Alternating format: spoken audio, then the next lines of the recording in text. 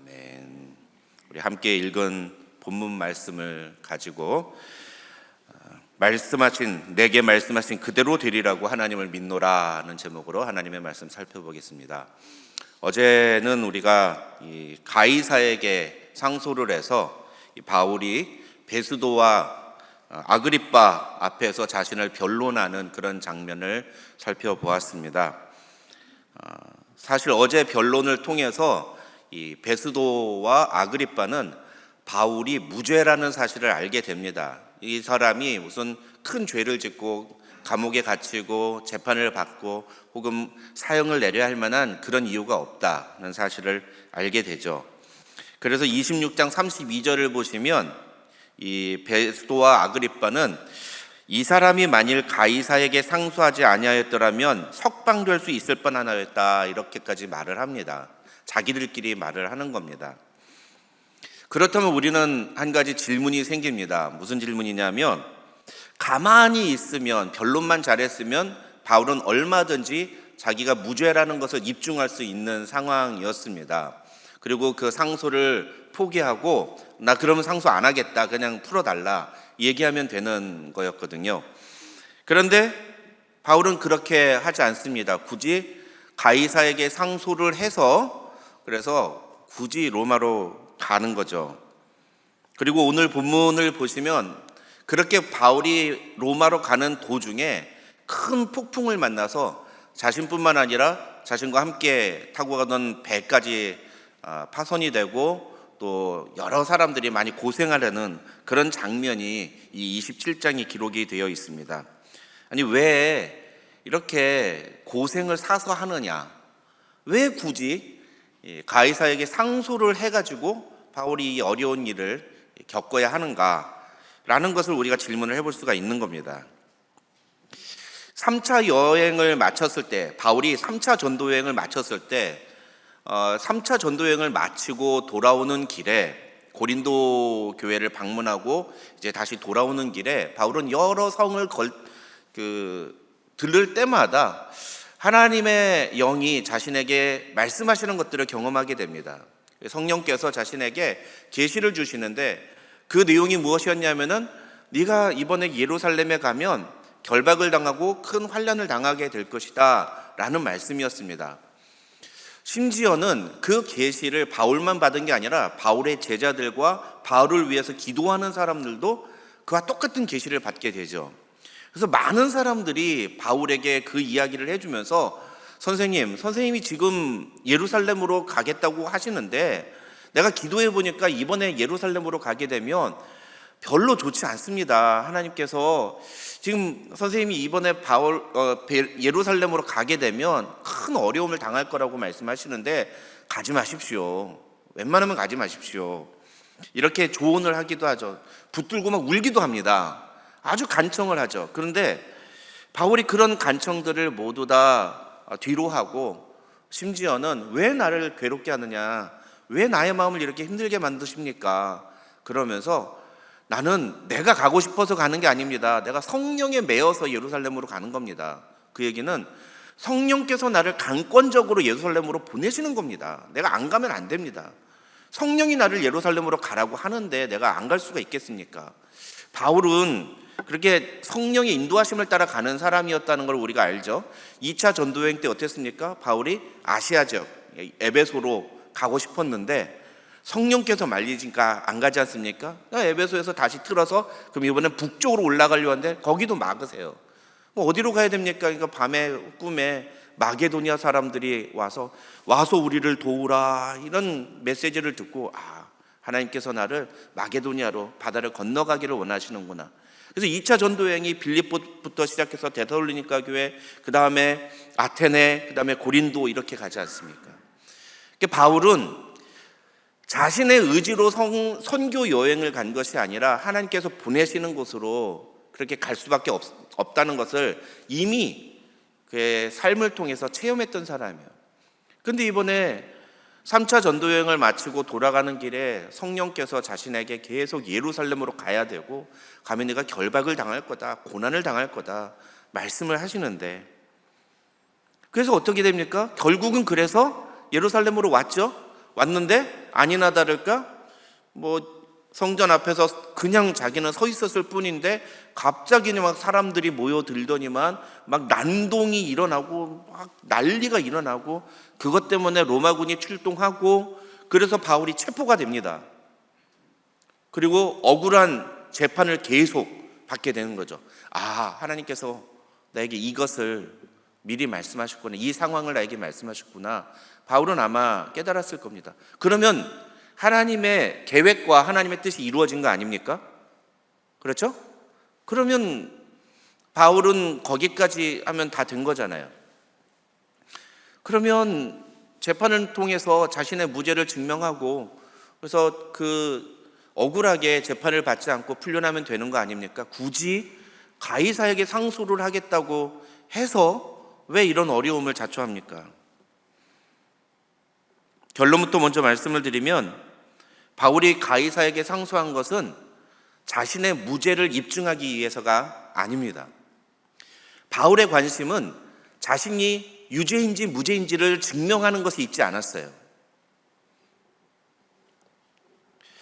왜냐하면 바울이 예루살렘에서 이렇게 폭도들에 의해서 체포되고 그래서 감옥에 갇혀 있을 때 그 감옥 속에서 주님이 다시 한번 바울에게 나타나십니다. 그리고 말씀을 주세요. 무슨 말씀입니까? 23장 11절을 보시면 이런 말씀이 있습니다. 네가 예루살렘에서 나의 일을 증언한 것 같이 로마에서도 증언하여야 하리라 라고 말씀하세요. 예루살렘 감옥에 갇혀 있는데 주님이 다시 나타나셔서 네가 지금 이렇게 갇혀 있는 것처럼 네가 로마에도 가서 나를 증언해야 할 것이다. 그렇게 될 것이다. 말씀하신다는 거죠. 그때 아마 바울은 깨달았을 거예요. 그렇게도 성령께서 나를 예루살렘으로 와야 한다고 내가 핍박과 결박을 당할 걸 알면서도 그걸 말씀해 주시면서도 나를 강권적으로 예루살렘으로 인도하셨던 것은 결국은 나를 로마로 보내기 위함이었구나 라는 사실을 알게 된 것 같습니다. 여기서 우리는 바울의 인생관 또 바울이 삶의 모든 순간마다 어떠한 기준과 가치를 가지고 살아가는지를 엿볼 수 있습니다. 바울은 자신의 신변이 보호를 받거나 자신이 안정된 삶을 누리거나 자신이 무죄라는 사실을 입증하는 것에 삶의 목적을 두지 않습니다. 자신의 지금 현재 벌어진 상황 속에서 자신의 어떠한 결백을 증명하기 위해서 살아가지 않습니다. 그것은 자신의 유익을 위해서 살아가지 않았다는 거죠. 바울의 모든 선택은 하나님의 뜻과 하나님의 계획을 이루는 것에 초점이 맞춰져 있었다는 것을 우리는 볼 수 있습니다. 그것이 바울의 기준이었다는 거죠. 예루살렘 감옥에 갇혀 있는 동안에 하나님께서 다시 한번 계시를 통해서 말씀을 주심으로 바울은 자신이 로마에 가게 될 것이라는 것을 알게 됩니다. 그것이 자신의 또 다른 삶의 목표가 되는 거죠. 하나님의 말씀이 내 삶의 목표가 되는 것입니다. 그래서 바울은 자신이 얼마든지 변론을 통해서 자신의 무죄를 입증할 수 있었지만 그러나 가이사에게 상소하여 그것을 통해서 로마로 가는 길을 선택했다. 바울이 로마로 가게 된 것은 어떤 로마 정치인들의 결정과 또 어떤 상황이 그렇게 그를 만들어간 것이 아니라 바울 자신이 스스로 선택한 것이었다는 것을 우리가 주목할 필요가 있다는 것입니다. 하나님의 뜻을 이루는 것은 어쩌다가 되는 일이 아니라는 거죠. 하나님의 뜻을 이루며 살아가는 것은 나의 선택에 의해서 그 일들이 진행되는 것입니다. 하나님은 우리의 계획과 우리의 선택을 하나님의 뜻에 맞추기를 원하시는 것입니다. 바울이 오늘 우리에게 보여주는 것이 바로 그것이라는 거죠. 우리 임마누엘 장로교회가 이제 내년에는 선교적인 교회, 미셔널 처치, 선교에 포커스를 맞추고 복음을 전하는 교회가 되기 위해서 노력을 하고 있다는 이야기들을 계속 이야기를 하고 있습니다. 선교라는 것은 내가 나가는 게 아니라 주님이 보내시는 거죠. 주님이 보내시는 것에 내가 함께 동참하는 겁니다. 중요한 것은 어쩔 수 없이 가는 것이 되어서는 안 된다는 겁니다. 거기에 나의 선택이 함께 해야 합니다. 하나님의 뜻에 내가 함께하는 나의 선택이 같이 함께해야만 합니다. 그럴 때 하나님의 역사가 일어나기 시작하고 하나님이 그 일들을 통해서 하나님의 뜻을 이루신다는 사실을 우리가 기억해야 됩니다. 그러기 위해서 중요한 게 무엇이냐? 나의 선택의 기준이 무엇이냐? 나의 가치가 무엇이냐라는 거죠. 보내심을 받은 자가 가져야 되는 선택의 기준과 가치는 철저히 하나님의 말씀이어야 한다라는 사실을 오늘 말씀을 들어가기 전에 먼저 우리가 이 사실을 기억을 하고 말씀을 들어가야 될 것입니다. 이런 배경하에서 이제 27장으로 들어가 보겠습니다. 27장은 아까 말씀드린 것처럼 베스도와 아그리빠 왕에게 가이사에게 상소한 후에 재판을 통해서 이제는 정식으로 로마로 보내지는, 바울이 로마로 가게 되는 과정을 기록을 하고 있습니다. 로마로 가는 길은 사실 굉장히 어려움이 많았습니다. 사진을 한번 보여주시겠습니까? 지도를 하나 보여드리겠는데요. 이게 바울이 이제 로마까지 가는 여정입니다. 먼저 예루살렘에서 출발을 해서 시도니아라는 지역에 가서 거기서 배를 타고 이제 구브로의 북쪽 해안선을 타서 쭉 가게 됩니다. 왜 구브로라는 섬의 북쪽 해안선을 타서 가느냐? 여러분 보시면은요, 로마까지 가려면 어떻게 가는 게 제일 좋습니까? 지중해 한가운데를 관통하면 좋습니다. 그렇죠? 그런데 지중해 한가운데를 관통하지를 않고 구브로 위쪽으로 올라갑니다. 왜 그러냐면은 지금 바울이 로마로 가는 그 시즌에는 이 지중해 지역에 북서풍이 불고 있었어요. 북서풍이란 게 무엇이죠? 북서쪽에서 불어오는 바람입니다. 근데 북서쪽이 어디예요? 이탈리아 로마 쪽이죠. 저쪽에서 이 가이사랴 쪽으로 불어오는 바람이라고 생각하면, 당시에는 배가 어땠습니까? 지금처럼 프로펠러나 모터를 가지고 움직이는 게 아니죠. 어떤 분은 배너 영화를 보고서는 이렇게 노를 젓는 배로 생각하시는데 그건 군함에 해당되는 거고요. 지금 바울이 가는 배는 그런 배가 아니었습니다. 상선이었습니다. 이게 닷을 달고 돛단배, 그래서 큰 천을 대고 바람에 의해서 움직이는 배였던 거죠. 그래서 앞으로 가야 되는데 맞바람이 부는 거예요. 북서쪽에서 바람이 불어오니 배가 앞으로 갈 수가 있겠습니까? 그러니까 그것을 피해서 가기 위해서 이 구브로라는 섬의 위쪽으로 해서 무라라는 시까지 가게 되는 거죠.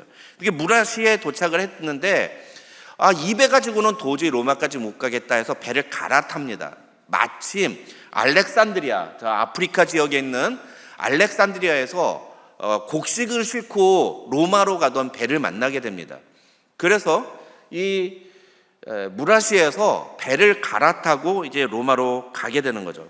근데 아니나 다를까 역시나 이 배도 제대로 가지 못합니다. 그래서 점점 배가 앞으로 가다가 이 제대로 가지 못해서 니도라고 하는 곳에 도착을 하게 되죠. 그리고 그런 악천후 속에서도 항해를 계속하지만 배가 점점 밀립니다. 앞으로 나가지 못하고 밑으로 밀려서 내려가서 가게 된 것이 어디냐면 그레데라고 하는 저 빨간 글씨로 써 있는 섬의 미항이라는 곳으로 도착하게 됩니다.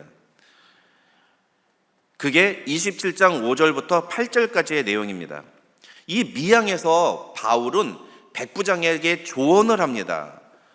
무슨 얘기냐? 무슨 조언을 하느냐? 9절을 보시면 금식하는 절기가 이미 지났으므로 항해하기가 위태하다. 그러니까 바울이 뭐라고 하냐면 우리가 여기서 더 항해를 했다가는 큰 손해를 보게 될 거다. 배나 물질적인 뿐만 아니라 우리 함께하는 사람들의 이 생명까지도 위태할 수 있다. 그러니까 우리가 너무 무리해서 가지 말자라고 바울이 조언을 합니다.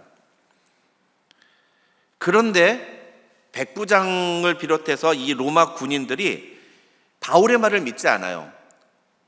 그리고서는 그 배를 운영하는 이 선장과 선주에게 조언을 구합니다. 근데 선장과 선주가 우리는 무슨 일이 있어도 로마에 지금 빨리 가야 된다라고 얘기를 하죠. 왜냐하면 아까 말씀드린 것처럼 그 배는 알렉산드리아에서 수확한 그 곡식들, 쌀이라고 보통 학자들은 얘기하는데 그 곡식을 싣고 있었기 때문에 그걸 오랫동안 놔두면은 이 곡식을 쓸 수가 없었던 겁니다. 그래서 하루속히 빨리 로마로 가져가야 상품의 가치가 있고 그래서 그것을 팔아야 돈이 될 수 있기 때문에 선장과 선주의 입장에서는 어떻게든 이것을 빨리 로마로 가져가야 되겠다라고 하는 그런 계획이 있었던 거죠. 그런데 12절을 보시면은요,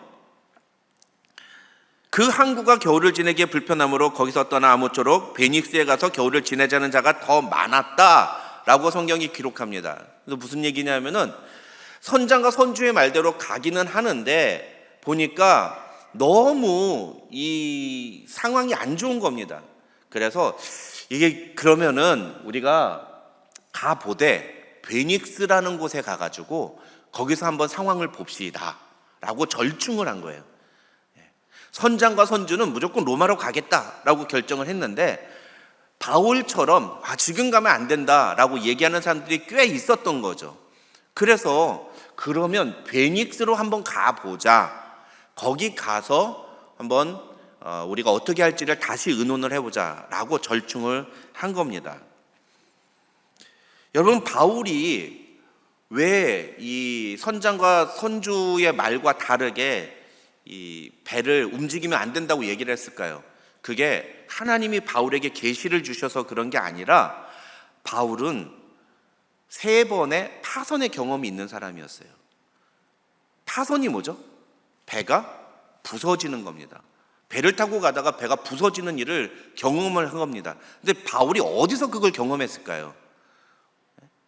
1차 전도여행 때예요. 바울이 배 타고 다닌 적은요 1차 전도여행밖에 없습니다. 나머지는 2차 전도여행 때 그럴 때도 이렇게 다니긴 했습니다만 1차 전도여행을 마치고 난 다음에 바울이 엄청나게 고생할 심지어 강도도 만나고요. 파선을 3번이나 경험했다라고 고린도후서 11장 25절에 얘기를 하고 있거든요. 근데 이 3번의 파선은 오늘 본문이 일어나기 이전에 경험한 겁니다. 그 3번의 경험을 통해서 바울은 알았던 거예요. 금식하는 절기가 지난 다음에는 배가 항해하기 어렵다. 이 금식하는 절기란 뭐냐면 쉽게 말하면 9월에서 10월 사이입니다. 9월에서 10월 사이에는 북서풍이 강하게 불기 때문에 이때 배를 잘못 지중해에서 운행하면 그러면 배가 파손되기가 쉽다. 배가 밀려나기 쉽다. 그리고 심지어는 11월과 12월에는 아예 항해 금지 기간이었다고 그래요. 그러니까 바울이 자신의 경험을 통해서 이런 것들이 좋지 않으니까 만약에 우리가 이 상황에서 이렇게 배를 몰았다가는 큰 손해를 입을 거다라고 조언을 했던 거죠. 하지만 백부장은 그런 바울의 말보다 선장과 선주의 말을 선택한 겁니다. 당연하죠. 전문가가 누구예요? 배에 관한 전문가는 선장과 선주죠. 그러니까 당연히 선장과 선주가 가자고 그러니까 그래 가자. 그런데 또 많은 사람들이 들고 일어나서 이거 위험하다 막 그러니까 그러면 베닉스까지만 한번 가보자. 가자. 그래서 가는 겁니다. 처음에는 남풍이 불었어요. 남쪽에서 바람이 불었다는 겁니다. 그러니까 얼마나 좋습니까? 배가 뒤에서 밀어주는 거죠. 순항을 하는 거예요. 그런데 갑자기 바람이 휙 하고 바뀌더니 베닉스에 가기 전에 돌풍이 불어오기 시작을 하는 겁니다. 폭풍이 몰아닥치기 시작을 하는 거죠. 그 폭풍의 이름이 뭡니까? 태풍의 이름이 유라굴로라고 하는 태풍입니다. 그 유라굴로 때문에 이 배가 점점 밑으로 밀려갑니다. 그래가지고 어디까지 갑니까? 가우다라고 하는 이 그레데로부터 한 400km 정도 떨어진, 제가 미국에 오니까 이 마일을 계산을 해가지고 저는 아직 킬로미터에 익숙한 사람이거든요. 그 마일이 얼마인지 잘 감이 안 오더라고요.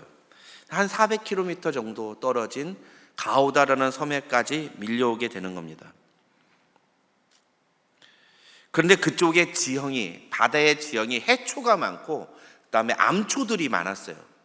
그래서 자칫 돛을 내려가지고서는 배를 정박시켰다가는 높은 파도와 암초에 걸려서 배가 파손이 될 위기가 있었습니다.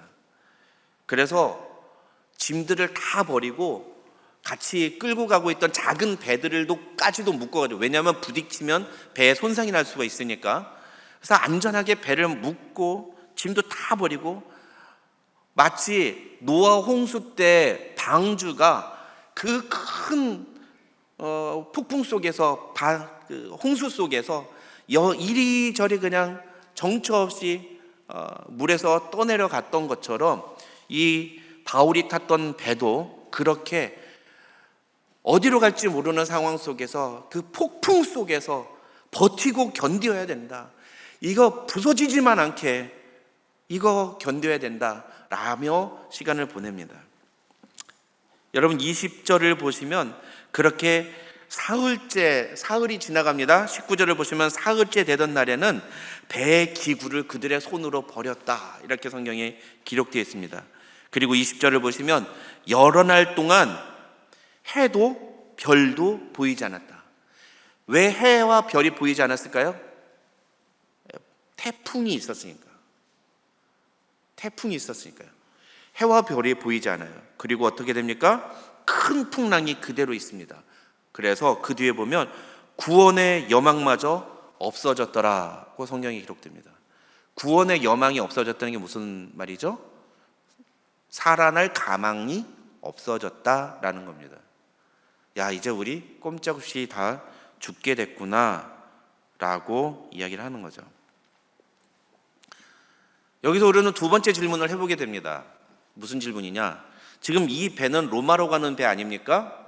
그런데 바울을 태우고 로마로 가는 배란 말이죠. 바울이 왜 로마로 가죠? 우리 아까 말씀드렸지만 하나님께서 가라고 했기 때문에 가는 거예요.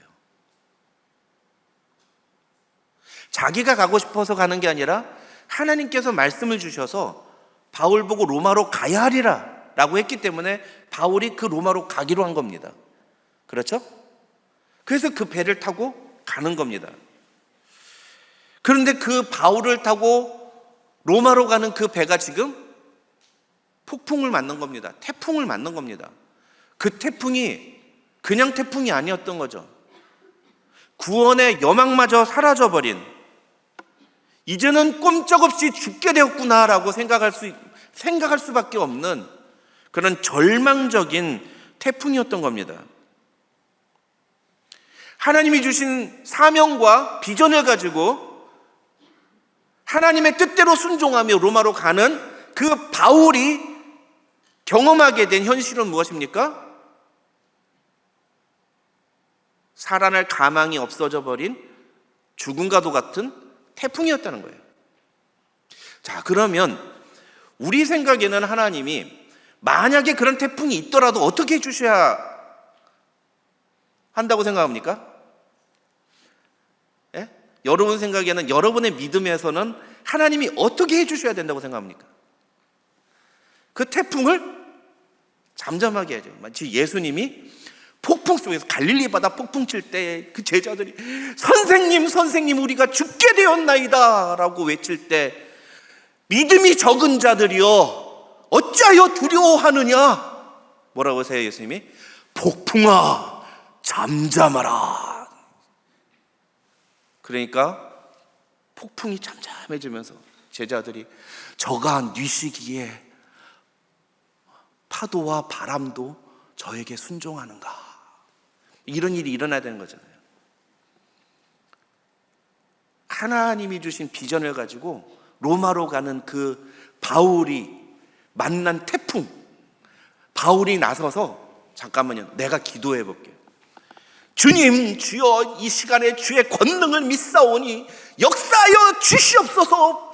내가 주님과 함께 주님이 주신 그 믿음 가지고 선포하노니 나사렛 예수 그리스도 이름으로 명하노니 폭풍아 잠잠하라. 그러면 폭풍이 잠잠해야 되잖아요. 그래야 우리의 신앙에 맞는 거 아닙니까? 근데 그런 일이 일어나지 않는다는 거죠.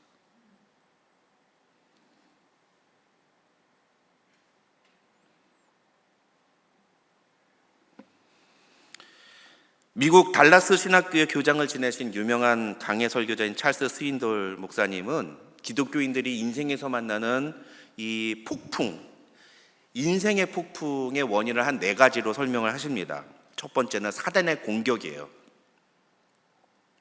하나님의 사람들이 하나님의 뜻을 이루지 못하게 방해하기 위해서 사단이 공격하는 것이라는 거죠. 욥의 고난이 그 대표적인 예라고 할 수가 있습니다. 둘째로는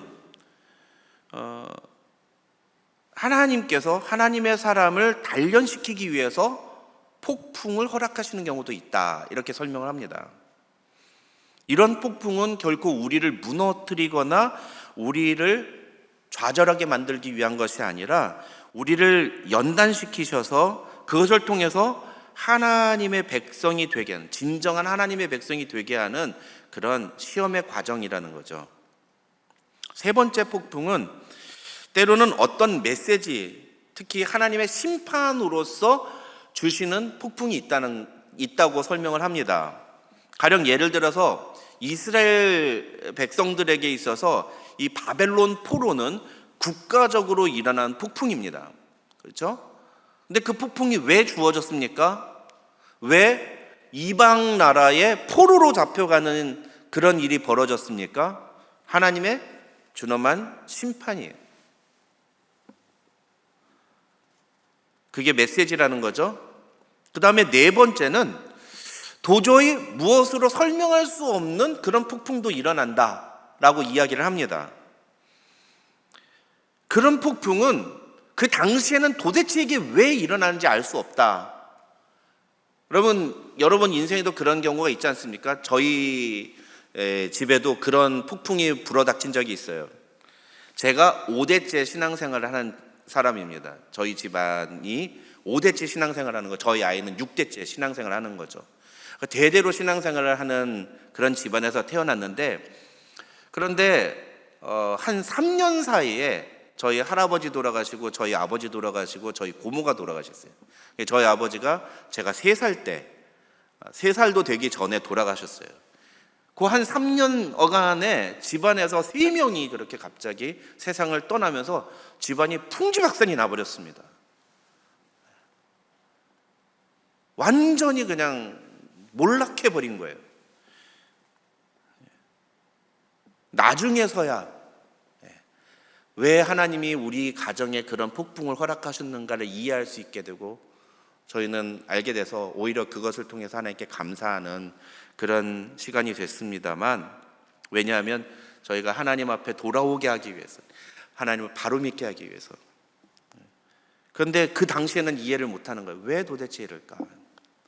인생에 그런 폭풍들이 있다는 거죠. 그렇다면 바울이 만난 이 폭풍은 어떤 경우일까요? 이 4가지에 들어있느냐? 놀랍게도 찰스 스윈돌 목사님이 말한 4가지 이유에 포함되지 않는 폭풍입니다. 이 폭풍은 자연재해예요. 그냥 자연적으로 일어나는, 이 지구상에서 얼마든지 일어날 수 있는 폭풍인 거예요. 그런데 왜 이 폭풍을 하필이면 바울이 탄 배가 만났느냐라는 거죠. 오늘 21절을 보시면은요, 바울이 이 사람들 앞에서 이런 말을 합니다. 여러 사람이 오래 먹지 못하며 바울이 가운데 서서 말하되, 여러분이요 내 말을 듣고 글에 대해서 떠나지 아니하여 이 타격과 손상을 면하였더라면 좋았을 뻔하였느니라, 이런 말합니다. 무슨 얘기죠? 내 말 듣고 이거 배 띄우지 말라고 그랬잖아요. 왜 이 배를 띄워가지고 이 고생을 합니까? 바울이 얘기하는 거예요. 그 얘기는 이 폭풍은 만나지 않아도 될 폭풍이었다는 겁니다. 그럼 왜 이 폭풍을 만났죠? 아까 말씀드린 것처럼 선장과 선주에게는 목표가 있었어요. 무슨 목표요? 배에 실은 쌀을 빨리 로마로 가져가야 한다는 목표였습니다. 그래야 자신들에게 유리하니까, 그것이 자신들에게 경제적으로 이득이 되니까, 그것이 배를 무리하게 그레데 섬에서 띄운 이유였습니다. 그런데 그렇게 배를 띄운 결과 그들은 만나지 않아도 되는 이 유라굴로라고 하는 광풍을 만나게 된 거고, 그리고 유라굴로 때문에 배가 점점 밀려서 가우디라고 하는 그 400km나 떨어진, 그레데 섬에서 400km나 떨어진 밑으로 내려갈 수밖에 없었던 거죠. 그래서 지금 오늘 본문에 나오는 이 바울이 탄 배가 만난 이 폭풍은 인간의 욕심으로 말미암아 만난 폭풍이라고 할 수 있습니다. 중요한 것은요, 이런 인간의 욕심과 무지를 우리가 믿음이라고 착각해서는 안 된다는 거죠. 근데 많은 분들이 인간의 욕심과 인간의 무지에서 비롯된 행동들을 믿음이라고 오해하시는 경우들이 있습니다. 그리고 그것을 믿음으로 포장하려고 합니다.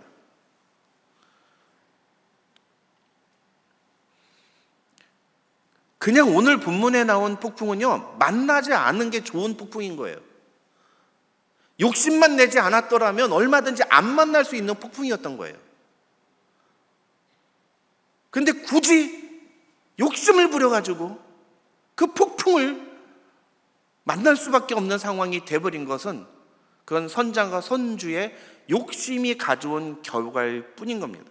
이런 상황을 우리는 절대로 믿음으로 해석해서는 안 되고, 이런 상황을 또 믿음으로 뭔가를 해결해 보려고 해서도 안 되는 겁니다. 우리는 뻣풋하면 뭐든지 다 믿음으로 해결하려고 해요. 내 욕심과 내 잘못과 내 무지로 일어난 사건조차도, 그것조차도 막 믿음으로 해결하려고 해요. 그게 해결이 안 됩니다. 그러니까 어떤 일이 벌어집니까? 하나님이 나에게 왜 이런 시련과 고난을 주시는지 모르겠다, 막 이렇게 책임을 하나님께 떠넘기는 거예요. 그 누구 때문에 일어난 거예요? 자기 자신 때문에 일어난 겁니다. 여러분, 이것은 몰상식한 것이지 결코 믿음이 좋은 게 아닙니다. 만약에 이런 행동을 믿음이라고 본다면 오늘 바울은 진짜 믿음이 없는 사람이에요. 안 그렇습니까, 여러분? 하나님이 가라고 하시는 로마 아니었습니까? 그리고 그 로마로 가는 길이었다면 어떠한, 아무리 자기가 3번의 경험을 통해서 파선의 경험이 있다 하더라도 걱정 마세요. 내가 믿음 가지고 내가 기도하면서 이 문제를 해결해 드릴 테니까, 내가 기도하면서 함께 기도하겠습니다. 이 문제를 해결하도록 하나님이 우리에게 순풍을 주시도록 제가 기도할 테니까 걱정 말고 배 띄우십시오. 믿음의 격려, 막 우리 그런 거 좋아하잖아요. 힘들고 어려운 일이 있을 때 목사님이 그거 하지 마세요, 이런 얘기하면 별로 안 좋아하잖아요. 집사님 걱정하지 마십시오. 제가 함께 기도할 테니 믿음의 발걸음을 내딛어 봅시다. 이런 거 좋아하잖아요. 근데 그건 인간이 자기의 욕심을 가지고 무언가를 행동할 때 그것을 믿음으로 무언가를 해결하려는 믿음의 행위로 이렇게 덮어 씌우는 것은 결코 옳은 자세가 아닌 겁니다. 여기서 우리는 두 번째 내용을 정리해야 됩니다. 아까 첫 번째 뭘 정리했죠? 보내심을 받은 자는 하나님의 말씀이 기준이 된다. 하나님의 말씀으로 선택하고 하나님의 말씀을 따라 행동해야 된다. 네. 지금 이 부분에서 우리가 정리해야 되는 건 뭡니까? 보내심을 받는 사람은 자신의 욕심과 자신의 무지, 자신의 죄악으로 말미암아 하는 행동을 믿음으로 대치시키면 안 되는 겁니다. 그것과 자신의 욕심과 믿음의 행위를 구분할 줄 알아야 돼요. 무엇이 진정한 믿음인지를 바로 알아야 됩니다.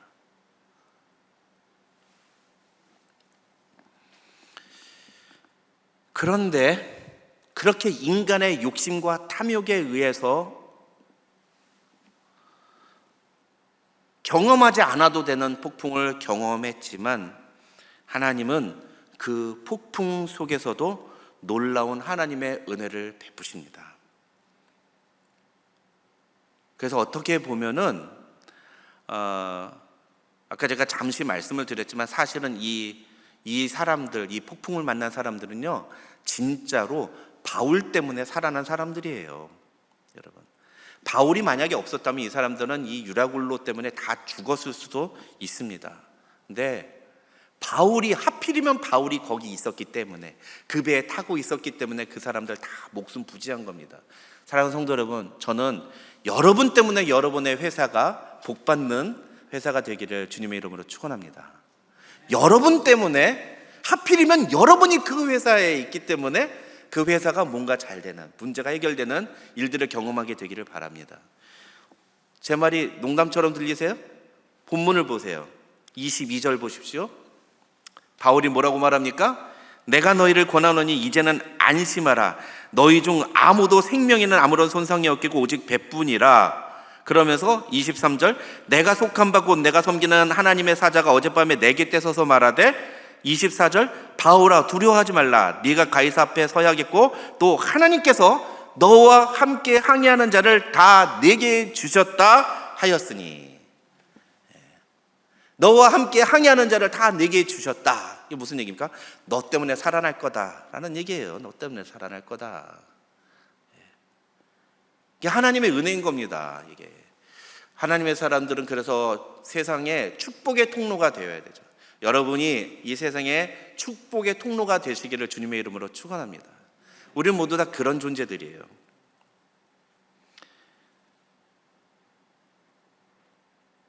그래서 바울이 뭐라고 얘기합니까? 25절 우리 한번 다 같이 읽겠습니다. 25절입니다. 다 같이 읽습니다. 시작. 그러므로 여러분이여 안심하라. 나는 내게 말씀하신 그대로 되리라고 하나님을 믿노라. 여러분, 여러분의 회사가 혹시 어렵고 힘든 일이 있을 때 여러분이 이 말을 여러분의 주변 사람들에게 할 수 있는 그러한 믿음의 사람, 축복의 통로가 되시기를 주님의 이름으로 축원합니다. 여러분이여 안심하라. 나는 내게 말씀하신 그대로 되리라고 하나님을 믿노라.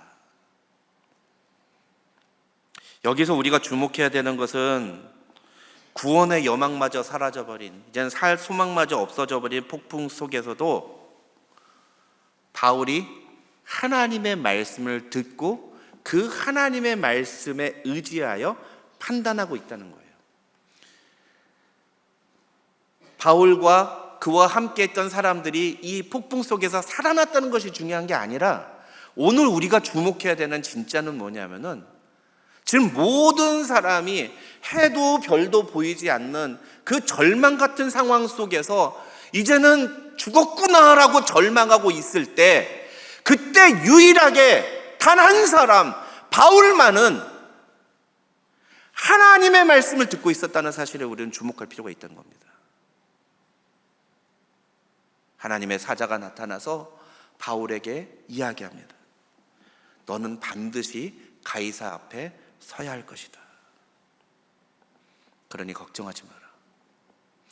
바울은 이 말씀을 듣습니다. 근데 여러분, 현실은 어떻죠?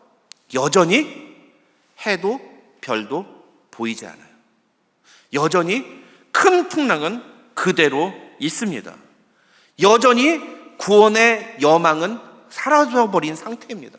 내 눈에 조그만 희망도 보이지 않습니다. 내 눈에 조그만 실마리도 보이지 않습니다. 그런데 그런 상황 속에서 바울은 무엇을 믿는 거예요?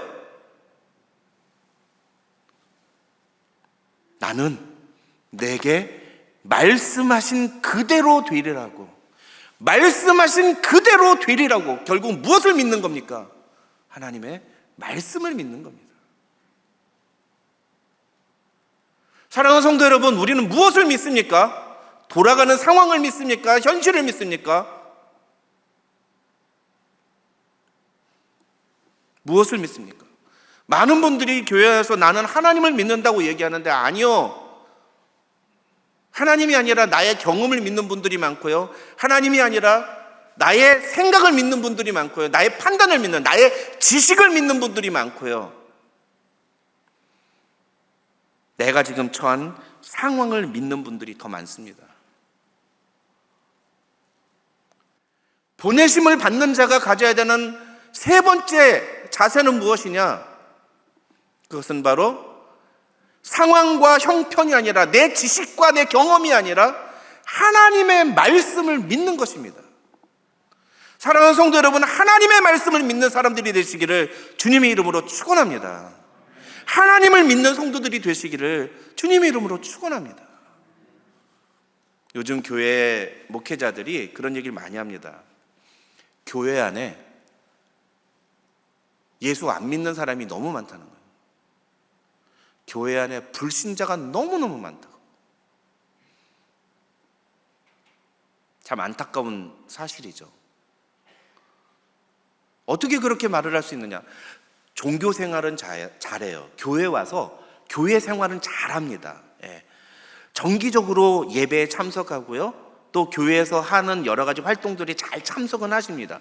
근데 삶을 보면 절대로 하나님을 믿는 삶의 증거들이 나타나지 않아요. 이런 분들이 너무너무 많다는 거예요.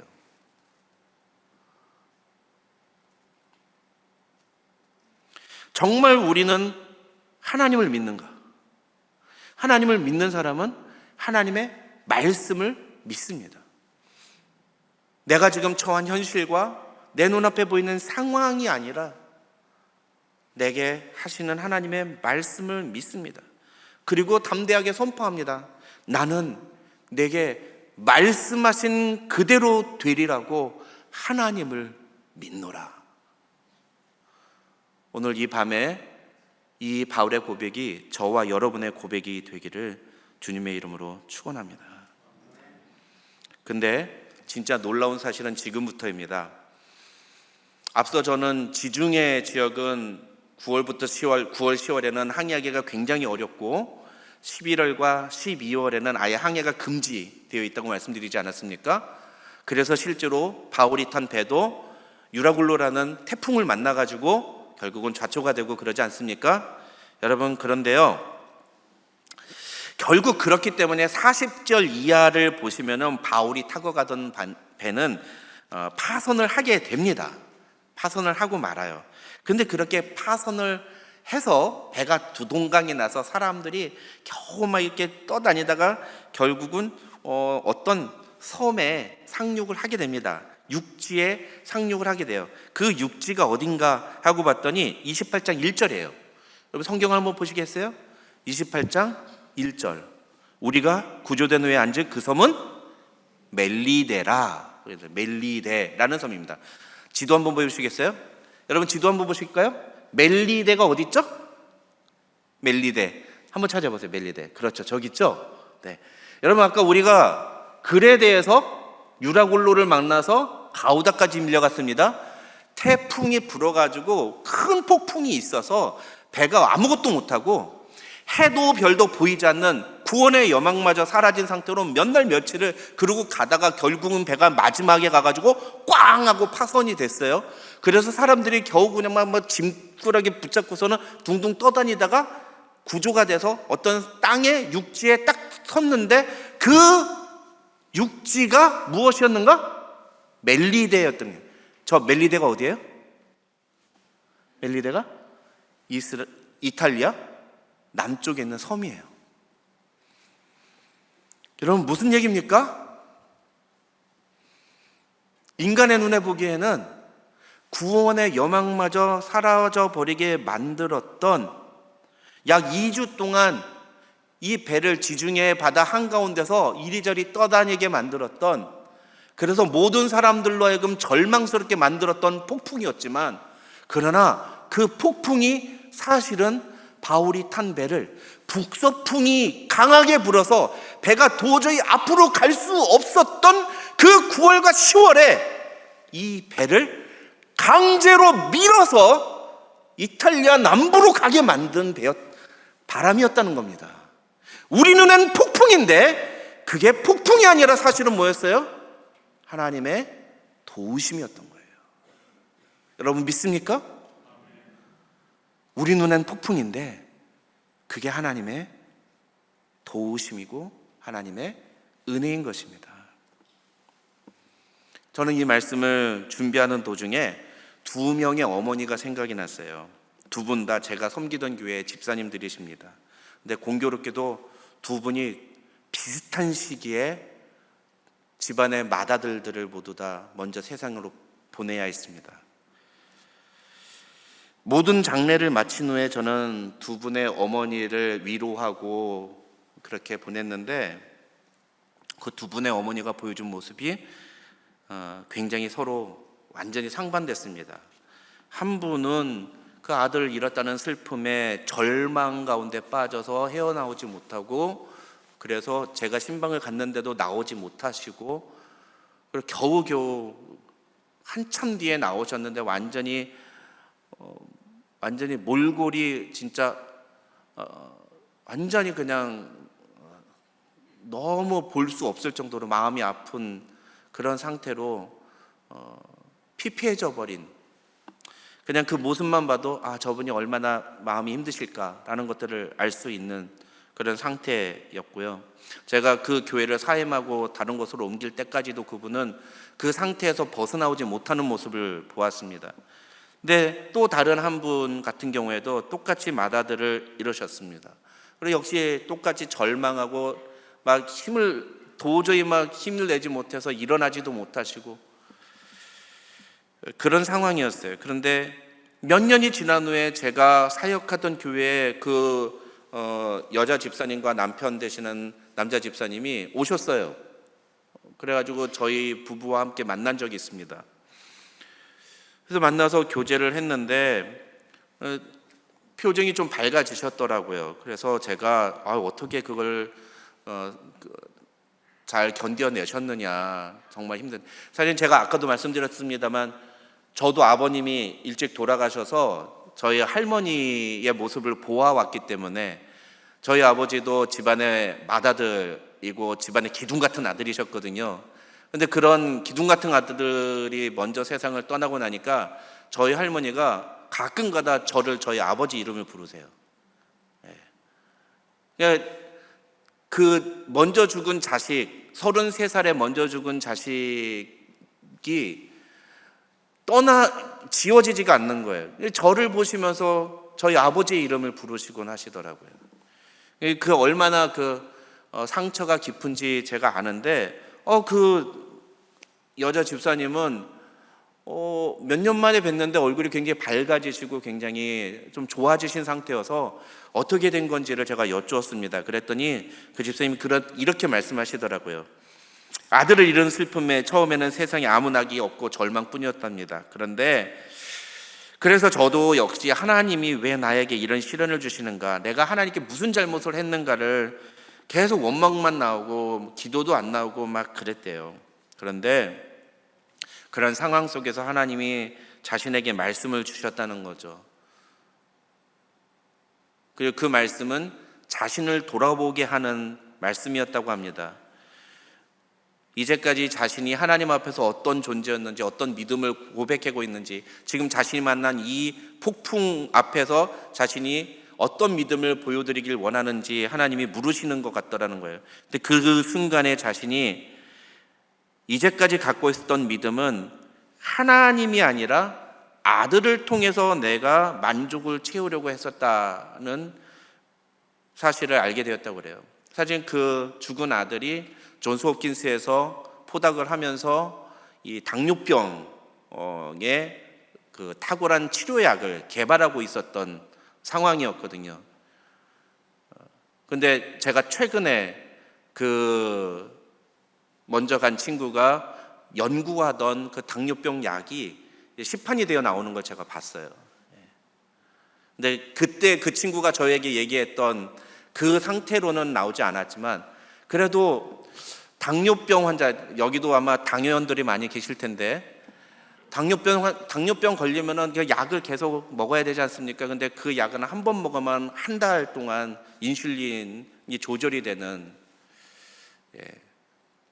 당뇨병 환자들에게는 획기적인 그런 약이었는데, 그런 온 인류에게 큰 도움을 줄 수 있는 그런 연구를 하는 친구가 갑자기 세상을 떠나고, 근데 그 아들이 그 집사님에게는 예수님보다 더 소중한 존재였던 거예요. 그걸 몰랐는데 아들이 먼저 세상을 떠나고 난 다음에 그 절망 속에서 하나님의 말씀을 듣고 자신의 신앙을 직시하게 됐다라고 말씀하시더라고요. 그래서 아들을 먼저 데려가신 것은 우리 집안의 큰 슬픔이지만 그 일을 통해서 저와 제 남편이 하나님께 집중하는 법을 배우게 됐습니다. 이런 말씀을 하시더라고요. 여러분, 시편 119편 71절에서 시편 기자는 고난당한 것이 내게 유익이라 이로 말미암아 내가 주의 윤례들을 배우게 되었나이다 라고 고백합니다.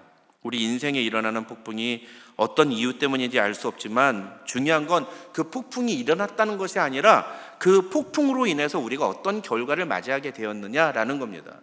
우리는 그 폭풍이 우리를 절망하게 만들고 우리로 하여금 좌절하게 만드는 폭풍이라고 생각하지만 우리가 분명히 하나님의 비전을 따라서 하나님의 뜻을 따라서 하나님의 말씀대로 순종하며 살아간다면 하나님은 그 절망스러운 폭풍을 하나님의 은혜의 도구로 바꾸신다는 사실을 믿으시기 바랍니다.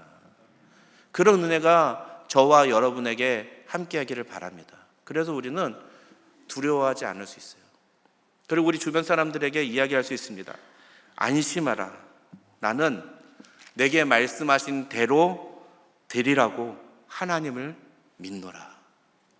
저와 여러분이 이 믿음의 고백을 하는 그런 성도들이 되기를. 하나님께서 여러분을 보내십니다. 보내실 때에 하나님의 말씀이 기준이 되고 내 욕심과 하나님의 말씀대로 순종하는 믿음의 행위를 구분하고 어떠한 상황 속에서도 하나님의 말씀을 들으며 상황이 아니라 말씀을 의지하고 믿고 나아가는 그런 성도들이 되셔서 여러분의 삶을 통해 역사하시는 하나님의 은혜를 경험하게 되기를 주님의 이름으로 축원합니다.